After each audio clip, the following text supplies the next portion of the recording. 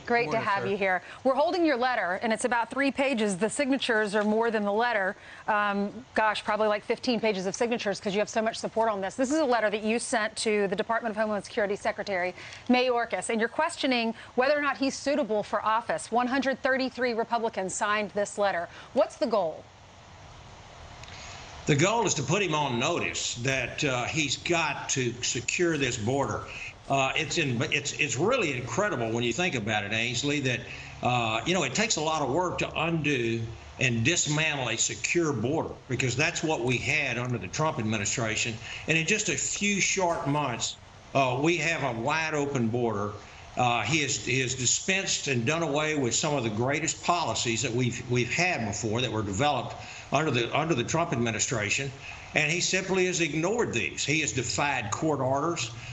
He actually, to give him credit, he came to visit. I'm the co-chairman of the House Border Security Caucus, and he actually came and sat down with us. I was very surprised, and I admire him for coming, because he was in a hostile room, because he has not done his job. And this letter was to put him on notice that you better get the job done. You better do what your oath of office is. You better obey the law, obey court orders, and or you're being put on notice that something you may be removed from office if this continues. Well, Congressman, we heard and we detailed last week how Axios is reporting that apparently Mr. Mayorkas is feeling frustrated, but he's just following orders from the head office, from the White House. He's doing what Joe Biden wants him to. Well, we just saw that soundbite of Jen Psaki talking about how the Texas National Guardsman Bishop Evans, who drowned when he was saving apparently a drug smuggler, and she said, well, he works for the states, not the federal government. She also referred to Donald Trump had a wall that was never going to work. Okay, it's never going to work if, as soon as Donald Trump leaves office, Joe Biden pulls a plug on it. That's right. Absolutely.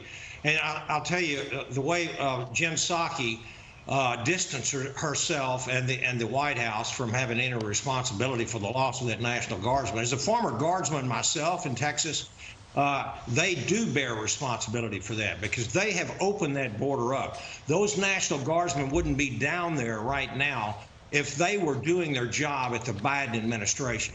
It is disgraceful. We are seeing people there are numerous bodies found. We have over 100,000 dead Americans from overdoses from drugs that are largely coming across the southern border. The man is not doing his job. Of course, I understand he's following orders from his boss, and but again, let me just say this: this border is out of control, and if Title 42 goes away, it's going to triple, even quadruple the number that are coming across. We had 221,000 come across. Unbelievable. Well, I'll tell you, Congressman, one thing we know for sure. When they keep saying the president's going to build a wall, we're into more high tech. High tech was part of the wall. The cameras and everything was there, the roads. It wasn't just building a wall as if the Vikings were making it. And we paid for it already, and we're allowing it to rust rather than being used. And Mayorkas knows how to fix it. He's choosing not to, maybe because he's not taking orders. But it's not that he's incompetent. He's choosing to allow this to happen because it's the policy of the administration. I'm convinced of it. People that have worked with him know that he can fix it, but he chose not to.